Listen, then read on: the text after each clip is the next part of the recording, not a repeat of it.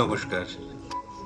উপস্থিত সকলকে শুভেচ্ছা ও শ্রদ্ধা জানিয়ে কানপুর নরেন্দ্র স্মৃতি জনকল্যাণ সমিতির পক্ষ থেকে শুরু করছি শ্রুতি নাটক নিঃশব্দ বিষ। রচনা ডক্টর অমিতাভ ভট্টাচার্য।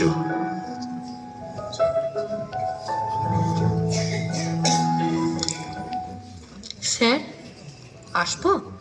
ভালো আছেন? আপনি খুব চেনা চেনা লাগছে, কিন্তু কিন্তু চিনতে পারছেন না, তাই তো? মাত্র 11 বছরই আমাকে ভুলে গেলেন স্যার? ক্যান্সার হাসপাতালের কথা কি ভুলে গেছেন স্যার? আরে, এই অনিতা দিনা? যাক, মনে পড়েছে তাহলে। আমি তো চিনতেই পারিনি এতক্ষণ। আরে কি করেই বা চিনবো, যা মোটা হয়ে গেছেন এই কটা বছরে। কতদিন বাদে দেখলাম আপনাকে। এখন কোথায় আছেন? আর যাওয়ার আগে তো কারো সাথে দেখা করে আসেননি। সেরকম মানসিক অবস্থা আমাদের কারোর ছিল না।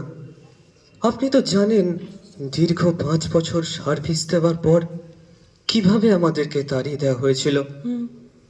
আমার বাবা তখন সেরিব্রাল হয়ে নার্সিংহোমে ভর্তি ছিলেন।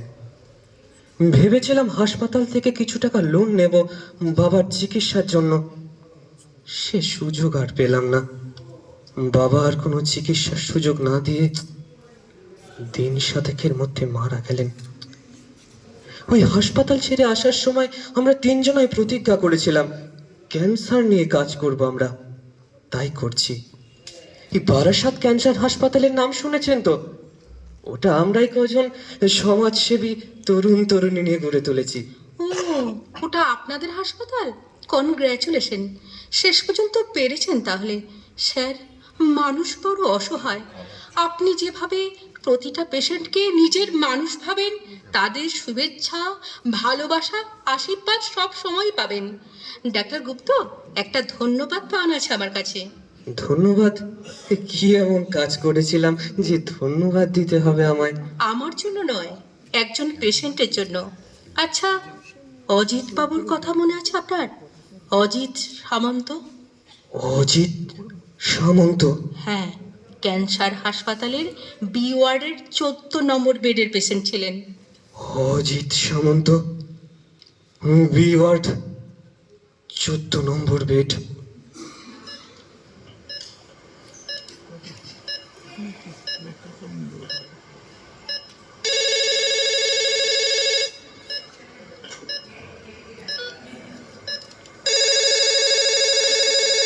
হ্যালো, ডাক্তার গুপ্ত বলছি। হ্যাঁ, আমি সিস্টার অনিতা বলছি। স্যার, ওয়ার্ডে একটা এমার্জেন্সি পেশেন্ট এসছে, খুব শ্বাসকষ্ট হচ্ছে। মাস 3 আগে মেডিকেল কলেজে দেখিয়েছিলেন, ল্যারিংসে ক্যান্সার। বেশ, বাড়ির লোকজনকে কনসেন্ট পেপারে সই করিয়ে অপারেশন থিয়েটার রেডি করুন, আমি আসছি।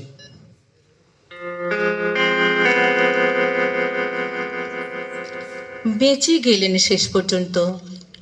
না বাঁচলেই ভালো হতো। এটাকে কি বাঁচা বলে? পুরো ল্যারিংসে ছড়িয়ে পড়েছে ক্যান্সার, গলার দুপাশে গ্ল্যান্ড পর্যন্ত।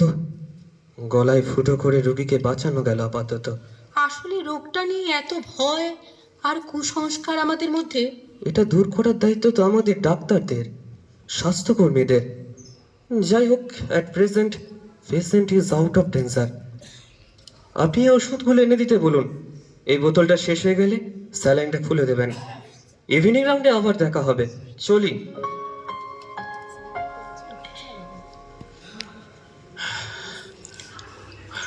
কেমন আছেন অজিত বাবু?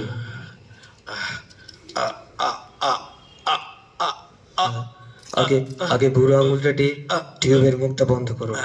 হ্যাঁ হ্যাঁ, এইভাবে। এবার এবার ধীরে ধীরে কথা বলার চেষ্টা করুন, কেটে কেটে। হ্যাঁ, বলুন বলুন। ভালো আছি, তবে খুব ব্যথা। হ্যাঁ, ব্যথা তো হবেই। শ্বাসনালীর সামনের দিকটা একটা ফুটো করে তবে ট্রাকিওস্টমি টিউবটা ঠোকাতে পেরেছি, না হলে তো আপনি শ্বাস আটকে মরিয়ে যেতেন। আচ্ছা সিস্টার, অজিত বাবুর ছেলে মেয়ে কেউ নেই? ছেলেরা কি বিদেশে থাকেন, আর ভদ্রলোক ওই ভাড়া বাড়িতে থাকেন। ওই ভদ্র মহিলারা যারা নিয়ে এসেছেন ওনারাই ওর দেখভাল করেন। স্ট্রেঞ্জ। অজিতবাবু, আপনি ভালো হতে চান? নিশ্চয় চাই ডাক্তার বাবু। তাহলে এত দেরি করলেন কেন? 3 মাস আগেই তো আপনাকে মেডিকেল কলেজে বায়োপসি করাতে বলেছিল, তা না করে সবই আমার কপাল ডাক্তার বাবু। আপনার হাতে যদি মিনিট 5 সময় থাকে তাহলে দুটো কথা বলি। সময় আমার হাতে আছে, কিন্তু বেশি কথা বললে আপনার কষ্ট হবে। না বলতে পারলে আমি খুব দুঃখ পাবো, বললে একটু হালকা হতাম, না বললে কষ্ট খুব বেশি হবে ডাক্তার। বেশ, বলুন বলুন। দেশভাগের সময় আমি আর আমার এক দিদি ওপার থেকে একবার বাংলায় চলে আসি। মা ছোটবেলাতেই মারা গিয়েছিলেন। বছর ঘুরতে না ঘুরতে বাবাও হার্ট অ্যাটাকে মারা যান। আমার আমার মাথার উপর তখন আকাশ ভেঙে পড়লো। অজিতবাবু, শুরু হলো বাঁচার লড়াই।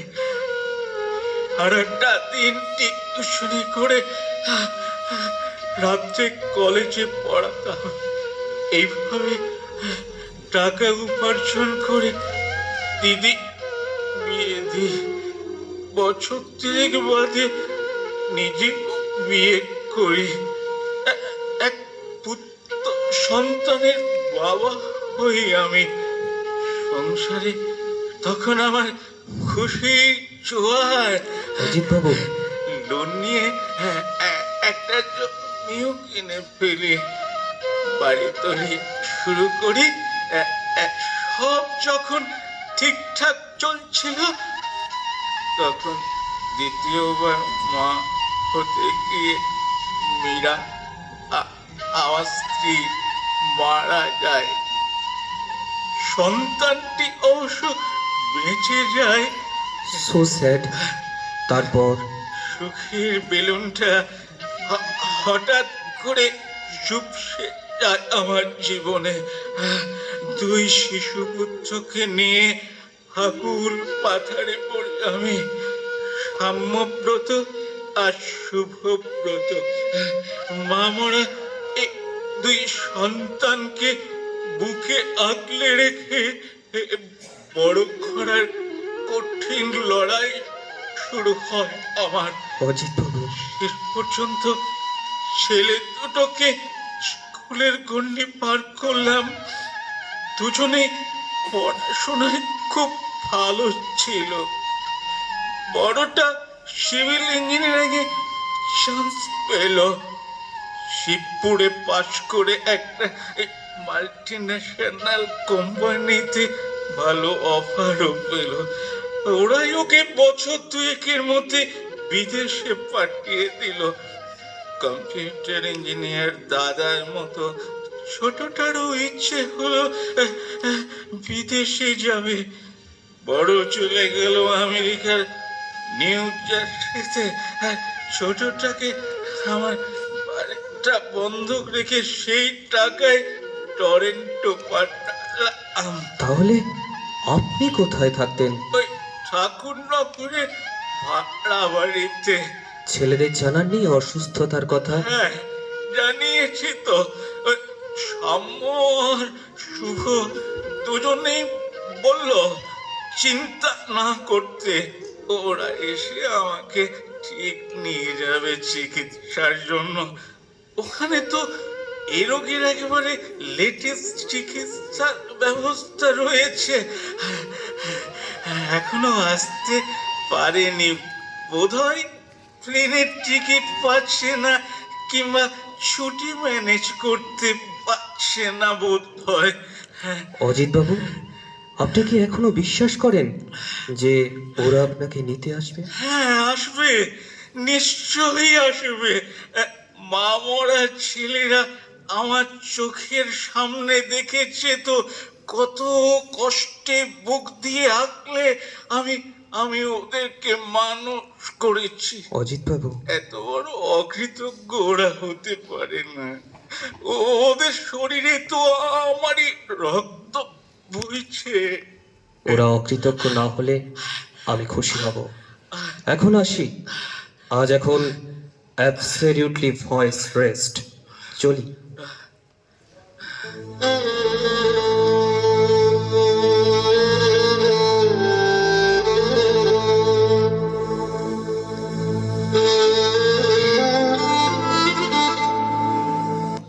অজিত বাবু, আপনার তো দারুণ খবর আছে। খবর?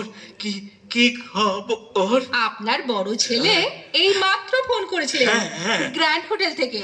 আজ মর্নিং ফ্লাইটে এখানে এসেছেন, আপনাকে দেখতে বিকালে এখানে আসছেন। বাবু, আমার সাম্যব্রত ফোন করেছিল, শুধু দেখতে নয়, আমাকে নিয়ে যেতে আসছে সিস্টার। ওখানে যে আমার দাদু ভাই আছে, জন্মের পর থেকে তো দেখিনি কখনো, এই প্রথম দেখবো। যাকে এখনো দেখেননি তার জন্য এত টান? রক্তের সম্পর্ক যে। বছর 4 বয়সে শ্যামর মাকে হারিয়েছিল, তখন থেকেই ওরা বিদেশে যাওয়ার আগে পর্যন্ত আমি ছিলাম ওর একমাত্র ভরসা, আশ্রয়স্থল। ছোটবেলায় ওরা 2 ভাই আমাকে ঘোড়া বানিয়ে আমার পিঠে চেপে বসতো, বলতো হ্যাট হ্যাট হ্যাট। শ্যামর ছেলে আমাকে ঘোড়া বানিয়ে পিঠে চেপে বসবে।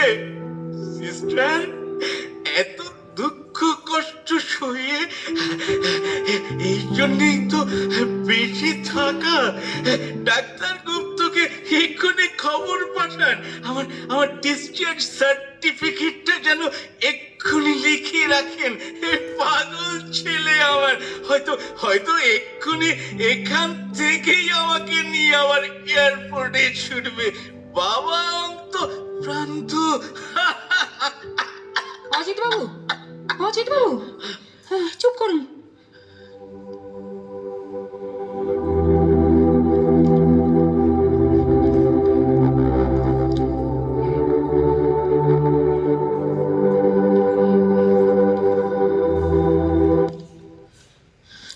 কি অজিত বাবু, আমাদের ছেড়ে চলে যাচ্ছেন? কবে নিয়ে যাচ্ছে ছেলে?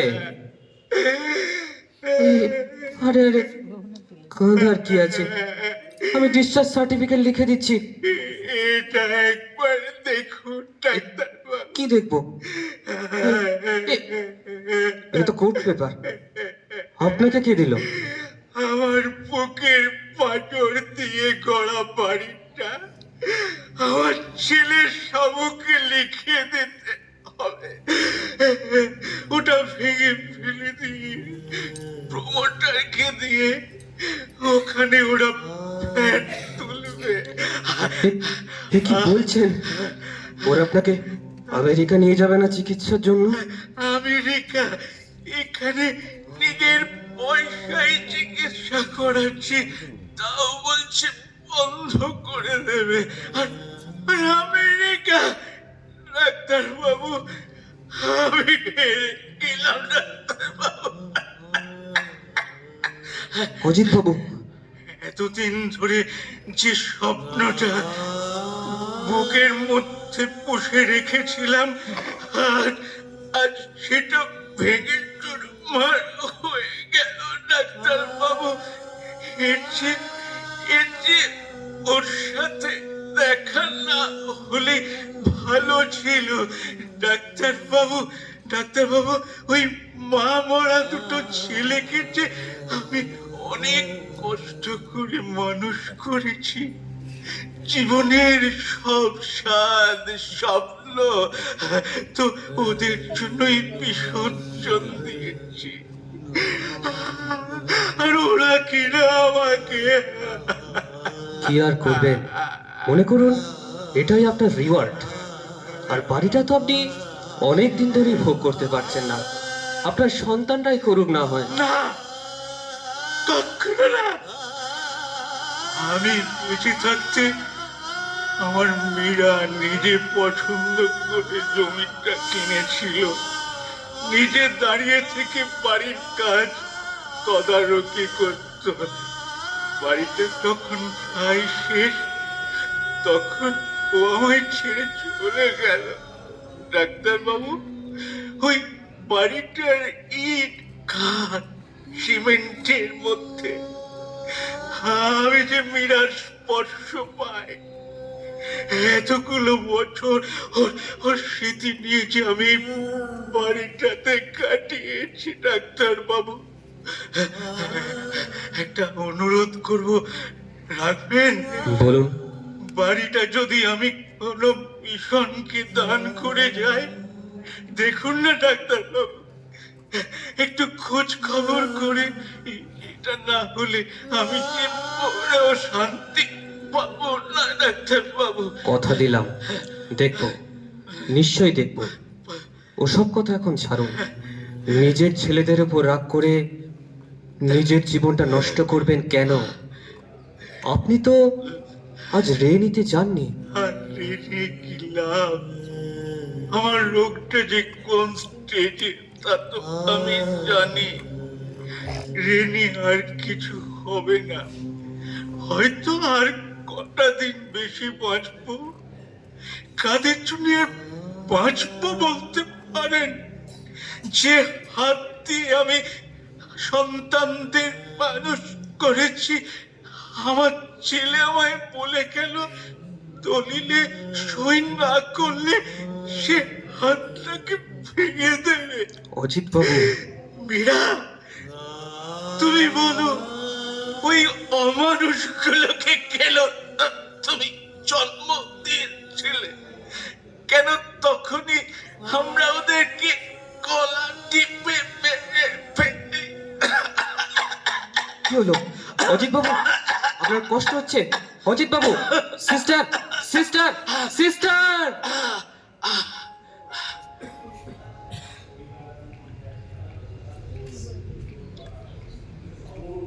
Sad, very sad. কতদিন আগের কথা, তবু মনে পড়লে মনটা এখনো কেমন খারাপ হয়ে যায়। অজিতবাবুর ইচ্ছা ছিল তার বসত বাড়ি এবং সঞ্চিত সামান্য অর্থ কোনো মিশনকে দান করে যাবেন। আপনি উদ্যোগী হয়ে দু একদিনের মধ্যেই সব ব্যবস্থা করে দিয়েছিলেন, এমনকি সাক্ষী হিসাবে দানপত্রে সইও করেছিলেন। হ্যাঁ, অজিত বাবু যে রাতে মারা যান, সে রাতটা ছিল ভীষণ দুর্যোগপূর্ণ। রাত তখন প্রায় 2টো। হঠাৎ বাজ পড়ার বিকট শব্দে জেগে উঠলাম। একটা অস্পষ্ট গঙানি শব্দ কানে এলো। সেদিন বিকেল থেকেই অজিত বাবুর অবস্থা খারাপ ছিল, তাই ওনার বেডের কাছে আগে ছুটে গেলাম। শব্দটা অজিত বাবুর গলা বুক থেকে উঠে আসছিল। পালস কাউন্ট করে দেখি রেগুলার 30-এর কম। আর দেরি না করে ফোনে ডেকে পাঠালাম আপনাকে। ছুটে এলাম আমি, দেখলাম পালস ফল্ট করে যাচ্ছে। একটা ডেকাটন ইঞ্জেকশন সিরিঞ্জে ভরে এগিয়ে গেলেন আপনি। ইঞ্জেকশন দিতে যাব, হঠাৎ লাইট অফ হয়ে গেল। আপনি এমার্জেন্সি লাইট জ্বালালেন। হঠাৎ বাজ পড়ল, সঙ্গে তীব্র আলোর ঝলকানি। অজিত বাবুর যন্ত্রণা ক্লিষ্ট নিথর মুখটা মুহূর্তের জন্য আলোকিত হয়ে উঠল। ওই মুখের দিকে তাকিয়ে বুকটা মোচড় দিয়ে উঠল আমার। মনে পড়লো বৃদ্ধের করুণ আর্তনাদ। আমি আর বাঁচতে চাই না বাবা। মানুষ তো বাঁচে মানুষের জন্য, আমি কাদের জন্য বাঁচবো? হঠাৎ এমার্জেন্সি ড্রাগের টলিতে চোখ পড়লো। 4টে পেথিডিনের অ্যাম্পুল পড়ে রয়েছে। আমার বিচার বুদ্ধি হঠাৎ সব লোভ পেতে শুরু করলো। একটা দানব অথবা দেবতা যেন ভর করলো আমার ওপর। অজিত বাবু তাই নরক যন্ত্রণা থেকে মুক্তি পেতে চেয়েছিলেন। পেথিডিনের অ্যাম্পুল তো সেই কাঙ্ক্ষিত মুক্তি এনে দিতে পারে, কিন্তু আমি তো একজন ডাক্তার। বাইরে ঝড়ের সঙ্গে পাল্লা দিয়ে আমার মনেও ঝড় উঠল। ডেকাটন ফেলে দিয়ে আপনি অজিতবাবু সেরাই পুশ করে দিলেন পেথিডিন। শুধু বলে গেলেন, patient seems to be expired. ডাক্তারের কাজ তো প্রাণ নেওয়া নয়, প্রাণ দেওয়া। তবে কেন আমি একা এই কাজটা করতে গেলাম? অজিত বাবু আমাকে সন্তানের মতো স্নেহ করতেন। ডাক্তারবাবু, আমার নৈতিক বোধ আমাকে তাড়িয়ে নিয়ে বেড়ায়। আলো অন্ধকারে যায়, মাথার ভিতরে স্বপ্ন নয় কোনো এক বোধ কাজ করে। স্বপ্ন নয়, শান্তি নয়, ভালোবাসা নয়, হৃদয়ের মাঝে এক বোধ জন্ম লয়। আমি তারে পারি না এড়াতে। আমি কি সেদিন কোন অন্যায় করেছিলাম সিস্টার? না, কাজটা করার পর আজ পর্যন্ত একটা চাপা যন্ত্রণা বুকে নিয়ে বেড়াচ্ছি আমি। আমরা সবাই ছুটে চলেছি শুধু টাকার পিছনে। ডাক্তারবাবু, আমাদের সবার তো জীবনেই তো এরকম একদিন আসতে পারে, একাকী বিষণ্ণ অবস্থায় থাকলে যেন আমি শুনতে পাই অজিত বাবুর কণ্ঠস্বর। কাদের জন্য আর বাঁচবো বলতে পারেন, যে হাত দিয়ে আমি আমার সন্তানদের মানুষ করেছি? আমার ছেলে আমায় বলে গেল, দলিলে সই না করলে সে আপনাকে ভেঙে দেবে। ডাক্তারবাবু, ডাক্তারবাবু, ডাক্তারবাবু।